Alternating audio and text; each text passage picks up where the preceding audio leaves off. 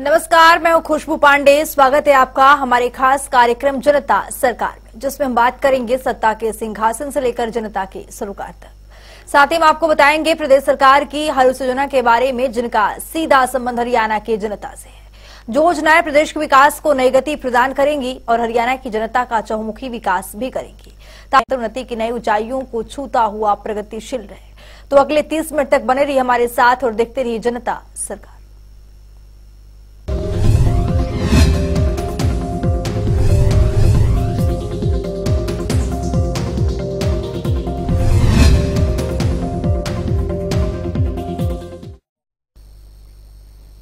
हरियाणा के मुख्यमंत्री मनोहर लाल ने एक विशेष पहल की शुरुआत की है। दरअसल हरियाणा में अप्रवासी भारतीय शिकायत निवारण प्रकोष्ठ का गठन किया गया है, जिससे अप्रवासी भारतीयों विशेषकर हरियाणा मूल के एनआरआई के समक्ष आ रही कठिनाइयों और शिकायतों का समाधान एक ही छत के नीचे उपलब्ध हो पाए। इस पूरी रिपोर्ट को देखिए।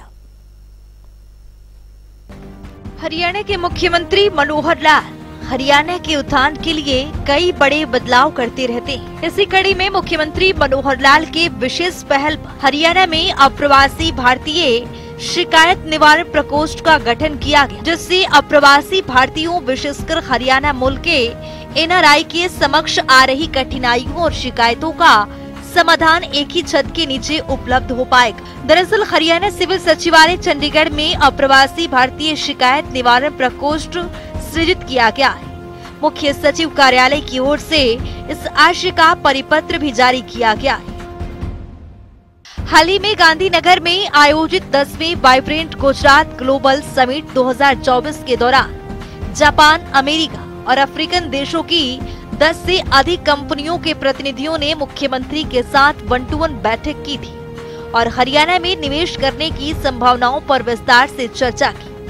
निवेशकों ने हरियाणा सरकार की उद्योग एवं रोजगार प्रोत्साहन नीति के बारे में जानकारी ली थी और नीति के तहत हरियाणा में वर्तमान में स्थापित अपनी इकाइयों के विस्तार और नए स्थानों पर निवेश करने की इच्छा जाहिर की थी। इस दौरान विदेशी निवेशकों और एनआरआई ने मुख्यमंत्री के समक्ष कठिनाइयों और शिकायतों का समाधान जल्द रूप से प्रदान करने के लिए सरकार की ओर से सहयोग का निवेदन किया था और इसी कड़ी में अप्रवासी भारतीय शिकायत निवारण प्रकोष्ठ सृजित किया गया। ब्यूरो रिपोर्ट, जनता टीवी। मुख्यमंत्री मनोहर लाल हरियाणा के सांसद धर्मवीर सिंह के पिता के देहांत पर शोक व्यक्त किया। इसी दौरान मुख्यमंत्री मनोहर लाल जिला भिवानी सांसद धर्मवीर सिंह के घर पहुंचे, जहां मुख्यमंत्री मनोहर लाल ने उन्हें श्रद्धांजलि अर्पित की है। इसके साथ ही मुख्यमंत्री मनोहर लाल ने बताया कि स्वच्छ शासन और प्रशासन पारदर्शित अंतिम व्यक्ति तक पहुंचे, उसका लाभ इसका उनका पूरा लक्ष्य है। इस पूरी रिपोर्ट को आप देखिए। हरियाणा के मुख्यमंत्री मनोहर लाल सांसद धर्मवीर सिंह के पिता के देहांत का समाचार सुनते ही भिवानी पहुंचे। इस दौरान मुख्यमंत्री मनोहर लाल ने उनकी तस्वीर पर पुष्प अर्पित कर श्रद्धांजलि अर्पित की। मित्रों, आज हमारे मेंबर पार्लियामेंट चौधरी धर्मवीर जी के पिताजी का स्वर्गवास हुआ है, चौधरी बलराम जी, तो उनके शोक के लिए मैं यहाँ उपस्थित हुआ था। चौधरी बलराम जी एक बड़े नेक इंसान थे और पूरा जीवन उन्होंने समाज सेवा में लगाया, एक अच्छे सात्विक वृत्ति के, सात्विक खान पान के, और इस बात का संतोष है कि 94 इयर्स उन्होंने अपनी आयु निर्विघ्न बिना किसी बाधा के और स्वस्थ जीवन में व्यतीत किया और मैं आज उनको श्रद्धांजलि। इस अवसर पर मुख्यमंत्री मनोहर लाल मीडिया कर्मी से रूबरू हुए और प्रदेश में चल रही ग्रुप सी और ग्रुप डी की भर्ती पर जानकारी साझा की। उन्होंने कहा कि 60,000 के करीब भर्तियां जल्द पूरी कर ली जाएंगी।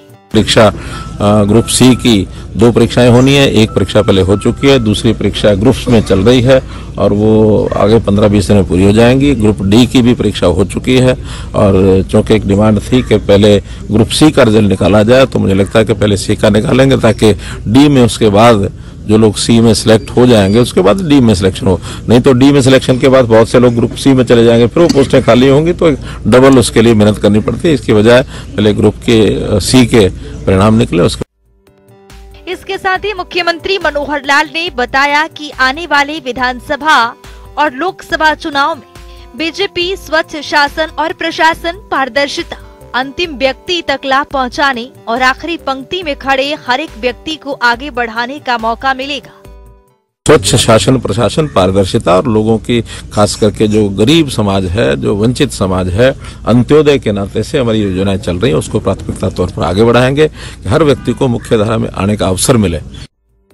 क्योंकि मुख्यमंत्री मनोहर लाल का मुख्य उद्देश्य प्रदेश में हर एक नागरिक तक योजनाओं का लाभ पहुंचाना है। जब प्रदेश का नागरिक बढ़ेगा तभी हरियाणा नंबर 1 बनेगा। इस दौरान राज्यसभा सांसद रामचंद्र जांगड़ा, विधायक घनश्याम सराफ, असीम गोयल, जिला उपायुक्त नरेश नरवाल सहित कई राजनेता, गणमान्य नागरिक मौजूद रहे। जनता टीवी के लिए भिवानी से दीपक मोटरेजा की रिपोर्ट।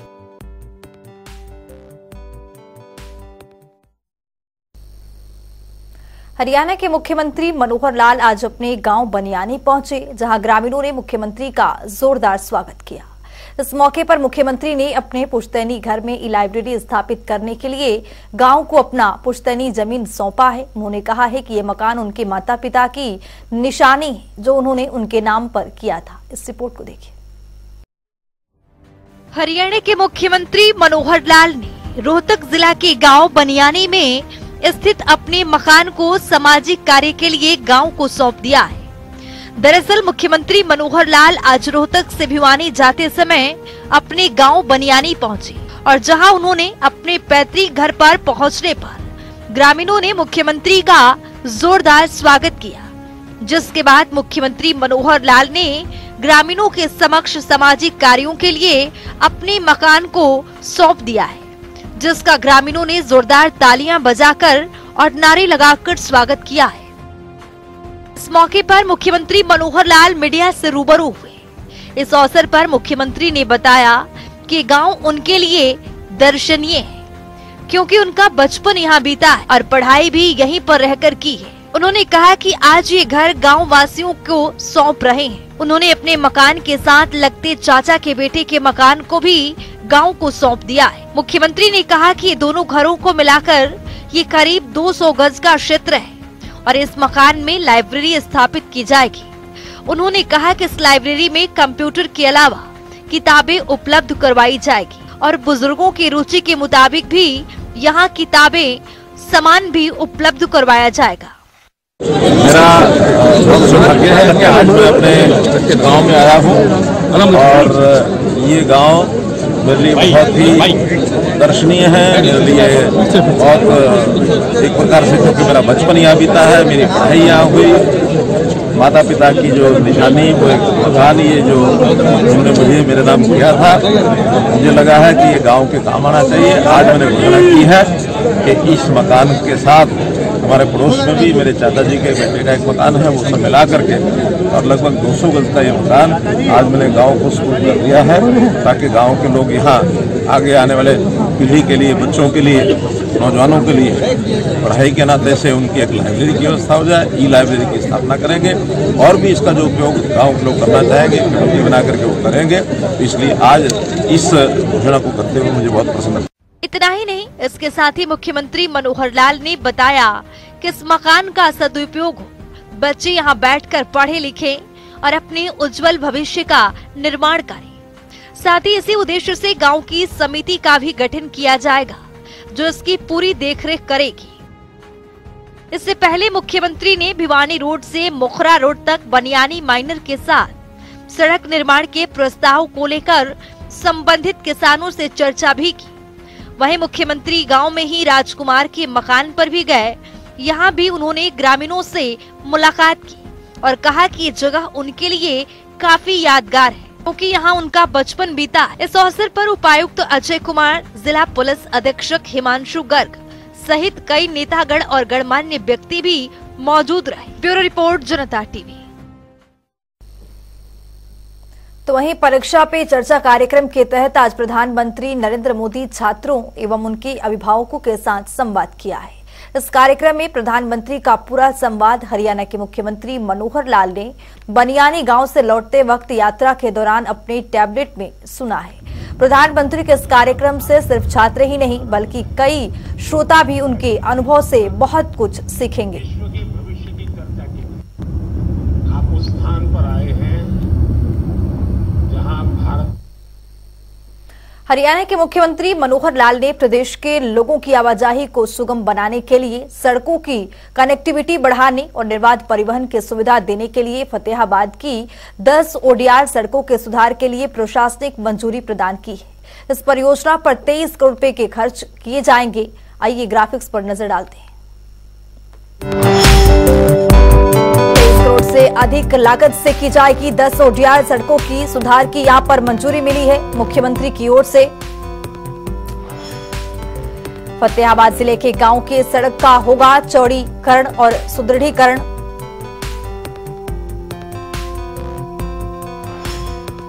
तो वही आपको बता दें कि 6.945 किलोमीटर लंबी सड़क पर 3.60 करोड़ रुपए खर्च किए जाएंगे।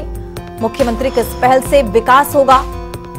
बड़ोपल से गांव भाड़ा तक सड़क की मरम्मत पर 2 करोड़ 80 लाख रुपए यहां पर खर्च किए जाएंगे। नेहला से साबरवास और सिवानी सड़क की मरम्मत पर 3 करोड़ 3 लाख यहां पर खर्च किए जाएंगे। धांगड़ से एमपी रोही गांव तक सड़क की मरम्मत पर मुख्यमंत्री मनोहर लाल की ओर से 6 करोड़ 70 लाख रुपए खर्च करने के लिए यहां पर मंजूरी और स्वीकृति प्रदान की गई है। जिला की 6 अन्य सड़कों का भी यहां पर चौड़ीकरण और सुदृढ़ीकरण किया जाएगा।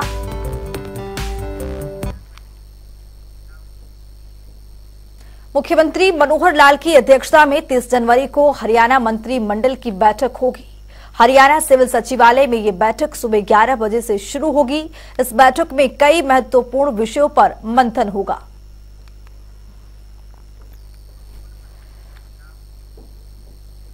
पारदर्शिता के साथ काम कर रहे हरियाणा के मुखिया मनोहर लाल ने करीब 9 सालों में हरियाणा की तकदीर और तस्वीर बदलने का काम किया है। आज हरियाणा की छवि देश के अग्रणी राज्यों में शुमार होता जा रहा है, क्योंकि यहां के मुख्यमंत्री मनोहर लाल ने यह साबित कर दिया है कि राजनीति में रहते हुए समाज की भलाई के लिए व्यापक तरीके से कार्य किया जा सकता है, जिससे आम जनमानस तक लाभ पहुंच सके। देखिए मुख्यमंत्री मनोहर लाल के करीब 9.5 साल के विकास कार्यों से जुड़ी खास रिपोर्ट।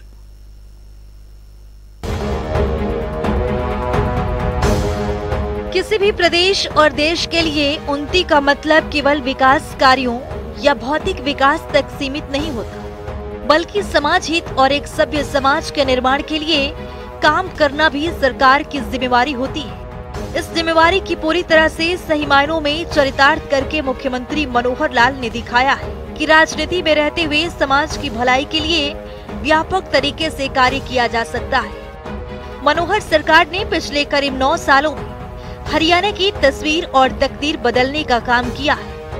सत्ता संभालते ही मुख्यमंत्री ने आम जन के जीवन को सुगम बनाने की जो पहल की थी, उसे आज आम जनमानस तक घर बैठे सभी सरकारी योजनाओं और सुविधाओं का लाभ मिल रहा है। मुख्यमंत्री मनोहर लाल ने आईटी का प्रयोग करते हुए बड़ा व्यवस्था परिवर्तन कर राजकाज की व्यवस्था को ऑनलाइन किया। सरकार ने ग्राम स्तर तक अंत्योदय सरल केंद्र, अटल सेवा केंद्र खोले, जिससे नागरिकों को सरकार की योजनाओं और सेवाओं का लाभ प्राप्त करने के लिए दफ्तरों के चक्कर लगाने से मुक्ति मिली। आज इन केंद्रों के माध्यम से प्रदेशवासियों को 50 से अधिक विभागों की 680 से अधिक योजनाएं और सेवाएं मुहैया करवाई जा रही है। इतना ही नहीं, सामाजिक परिवेश में परिवार एक इकाई होता है, इसीलिए परिवार की पहचान के लिए मुख्यमंत्री ने परिवार पहचान पत्र एक महत्वाकांक्षी योजना शुरू की है। इसके तहत प्रदेश के सभी परिवारों का डाटा एकत्रित किया गया और हर एक सदस्य की आय, रोजगार, सभी जानकारियां एक प्लेटफॉर्म पर दर्ज है, जिसके आधार पर सरकार ने आय सीमा के अनुसार प्रदेश के अति गरीब परिवारों को सदस्य के अनुसार शिक्षा, स्वास्थ्य और रोजगार की सुविधाएं मुहैया करवा रही है। हरियाणा एक हरियाणवी एक को आधार मानते हुए मुख्यमंत्री ने 5S यानी शिक्षा, स्वास्थ्य, सुरक्षा, स्वावलंबन और स्वाभिमान को जो नारा दिया है, उसे सही मायनों में पूरा करके भी दिखाया। हमने जो बहुत उपलब्धियां की हैं, कुछ जो चीजें ऐसी हैं जो जनता में बुराई के नाते देखी जाती हैं, उनको प्रहार किया और जनहित में जो अच्छी बातें करनी है, उसको हमने आगे भी बढ़ाया। अगर मैं ये कहूं कि हमने प्रहार किया, 3C पर प्रहार किया, करप्शन, कास्ट और क्राइम। 3 चीजों पर हमने प्रहार किया है और लगातार चल रहा है, क्योंकि विषय ऐसे हैं कि जो एक दिन में समाप्त नहीं हो सकते, चाहे वो क्राइम हो, चाहे वो करप्शन हो, चाहे वो कास्ट ओरिएंटेड सारा जो सिस्टम बना होता है वो हो। और इसी प्रकार से हमने 5S को प्रमोट किया हमेशा, शिक्षा, स्वास्थ्य, सुरक्षा, स्वावलंबन और स्वाभिमान। इन 5 चीजों को हमने लगातार प्रमोट किया है। बाकी तो इनके नीचे आने वाले अनन्य कार्यक्रम, अनन्य विभाग, उनकी अपनी योजनाएं, वो सब चलते हैं, लेकिन मोटे रूप से हमने लगातार अपनी इस विचारधारा के आधार पर अपनी सारी रणनीति बनाई है। प्रदेश में शिक्षा के स्तर को ऊंचा उठाने के लिए राज्य सरकार ने आमूलचूल परिवर्तन किए। साल 2014 के बाद से लगातार शिक्षा क्षेत्र के लिए बजट में वृद्धि की और स्कूलों में अच्छा स्टाफ और अन्य सुविधाएं उपलब्ध करवाने पर बल दिया ताकि बच्चों को बेहतर शिक्षा मिल सके। कोविड-19 के दौरान बच्चों की शिक्षा प्रभावित न हो, इसके लिए सरकार ने डिजिटल माध्यम से कक्षाएं लगाई, साथ ही स्कूलों में मजबूत इंफ्रास्ट्रक्चर विकसित किया और निजी स्कूलों की भांति सरकारी क्षेत्र में भी अच्छी शिक्षा मिली। इसके लिए संस्कृति मॉडल स्कूल स्थापित किए गए। हरियाणा पहला ऐसा राज्य बना है जिसने आईटी के युग में 10वीं से 12वीं कक्षा के विद्यार्थियों को लगभग 5 लाख मुफ्त टैबलेट प्रदान किए हैं ताकि बच्चे आज के युग के साथ आगे बढ़ सके। राष्ट्रीय शिक्षा नीति 2020 को राष्ट्रीय लक्ष्य यानी वर्ष 2030 से पहले वर्ष 2025 में हरियाणा में पूर्ण रूप से लागू करने का निर्णय राज्य सरकार ने लिया है और 2025 तक ऐसा करने वाला हरियाणा देश का पहला राज्य बनेगा। प्रदेश के नागरिकों को बेहतर स्वास्थ्य सुविधाएं मुहैया करवाने के लिए मुख्यमंत्री मनोहर लाल के नेतृत्व में पिछले लगभग 9 सालों में सरकार ने स्वास्थ्य के आधारभूत ढांचे को सुदृढ़ किया, गांव स्तर तक हेल्थ सेंटर स्थापित किए ताकि हर नागरिक को इलाज की सुविधा सुगमता से मिल सके। चिकित्सकों की संख्या बढ़ाने के लिए भी सरकार ने कई कदम उठाए। साल 2014 में जहां प्रदेश में केवल 700 MBBS की सीटें थी, राज्य सरकार ने पिछले 9 सालों के दौरान नए मेडिकल कॉलेज खोलकर MBBS की सीटें को 1835 तक लाने का काम किया है।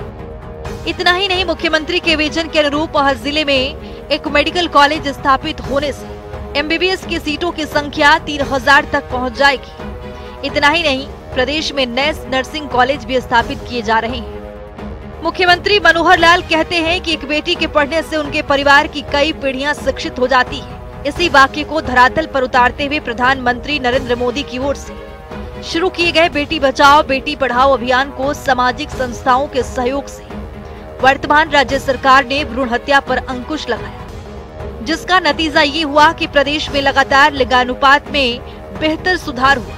इसी दिशा में आगे बढ़ते हुए मुख्यमंत्री मनोहर लाल ने महिलाओं को स्थानीय सरकारों में और अधिक अधिकार देने के लिए पंचायती राज संस्थाओं में महिलाओं को 50% आरक्षण दिया। इतना ही नहीं, पुलिस में भी महिलाओं की संख्या को 15% तक ले जाने का सरकार का लक्ष्य है। प्रदेश में महिलाओं की सुरक्षा की ओर विशेष ध्यान देते हुए उनके खिलाफ अपराधों से निपटने के लिए सरकार ने राज्य में 33 नए महिला थाने और 239 महिला हेल्प डेस्क स्थापित किए गए हैं।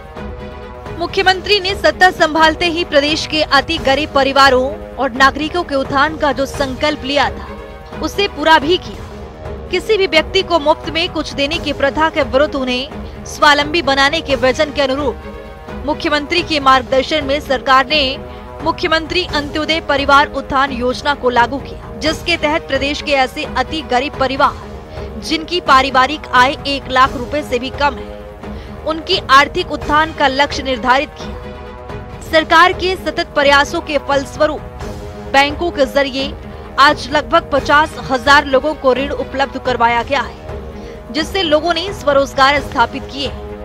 ये लोग आज 15,000 रुपए से 20,000 रुपए प्रति माह आय अर्जित कर अपने परिवार को संभाल रहे हैं। इन 9 सालों में मुख्यमंत्री मनोहर लाल के नेतृत्व में राज्य सरकार ने समाज कल्याण और नागरिकों के उत्थान के लिए जितनी भी योजनाएं और कार्यक्रम चलाए, उतनी शायद पहले किसी भी सरकार ने शुरू नहीं की। 2014 के बाद से वर्तमान सरकार के कार्यकाल के दौरान राज्य ने हर क्षेत्र में जितनी तेज गति से प्रगति की है, इस राह में प्रदेशवासी भी एक नए हरियाणा का गवाह बने हैं। आज समाज का हर वर्ग सरकार की कार्यप्रणाली, नीति निर्माण और पात्र नागरिकों को योजनाओं का लाभ सुनिश्चित करने की प्रतिबद्धता से आश्वस्त नजर आता है। स्पेशल डेस्क जनता टीवी।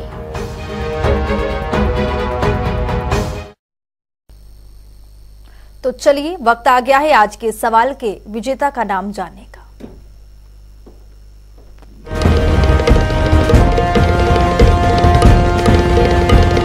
तो बात अब आज के विजेता की। जैसा कि आप जानते हैं, हर रोज एक नया सवाल पूछते हैं, सही जवाब देने वाले के नाम और तस्वीर अपने टेलीविजन स्क्रीन पर दिखाते हैं, साथ ही उसको उपहार भी देते हैं। तो चलिए अब जान लेते हैं कल का हमारा सवाल क्या था और कौन है इसका विजेता। कल का हमारा सवाल था, हरियाणा में प्रधानमंत्री मुद्रा योजना को किस वर्ष लागू किया गया था? इसका सही जवाब है सी, 8 अप्रैल 2015। ढेरों जवाब आए, लेकिन आज के हमारे विजेता हैं अमन राय। अमन, आपको बहुत बहुत बधाई। तो फिर पूछेंगे आज का सवाल, देखते रहिए जनता टीवी।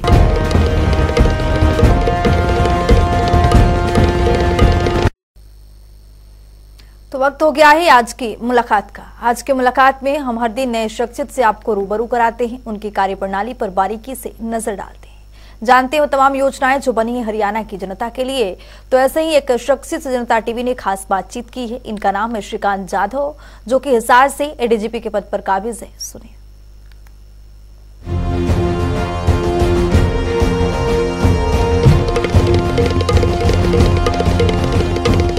जो जनता की शिकायत रहती है कि हमें पता नहीं है उस पर क्या हुआ, या उनको थाने के चक्कर लगाने पड़ते हैं, या एसपी दफ्तर या आईजी दफ्तर के चक्कर लगाने पड़ते, वो कम हो जाएंगे और उनको एक पारदर्शिता आएगी पुलिस के काम में। और हमारे आईओएस के ऊपर भी ये जिम्मेदारी आएगी कि उनको ये समझ में आएगा कि जो भी मैं रिपोर्ट करता हूँ वो मुझे यहाँ अपलोड करनी होगी और वो रिपोर्ट पढ़ी जाएगी और उसके नीचे कमेंट्स जो है एसपी साहिबान के या सीनियर अफसर के वो भी आएंगे। तो एक पारदर्शिता की व्यवस्था हम दे रहे हैं आज के बाद हिसार रेंज में सभी जिलों में।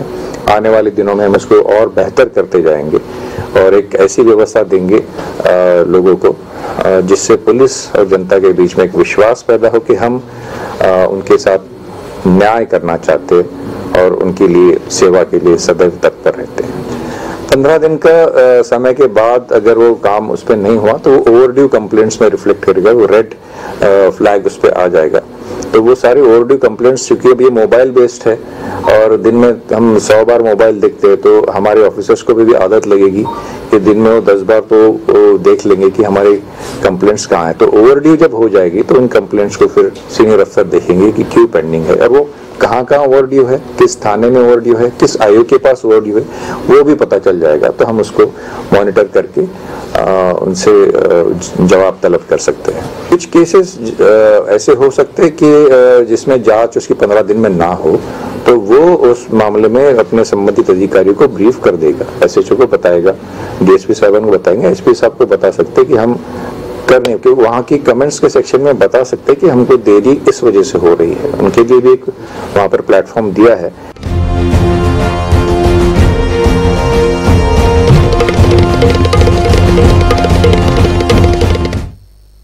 तो वक्त हो गया है आज के सवाल का। तो चलिए अब जान लेते हैं आज के सवाल में क्या कुछ।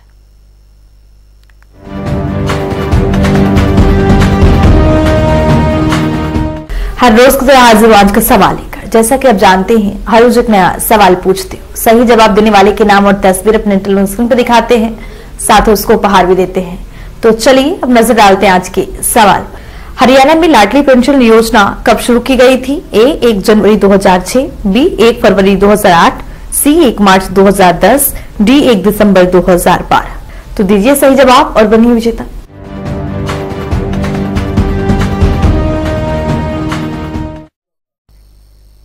तो इस खास कार्यक्रम के जरिए हमारा मुख्य उद्देश्य है सरकार की कल्याणकारी योजनाओं की जानकारी और उसका लाभ प्रदेश के हर एक नागरिक तक पहुंचाना है, क्योंकि जब प्रदेश का हर एक नागरिक समृद्ध और खुशहाल होगा तभी प्रदेश विकास के पथ पर अग्रसर हो पाएगा।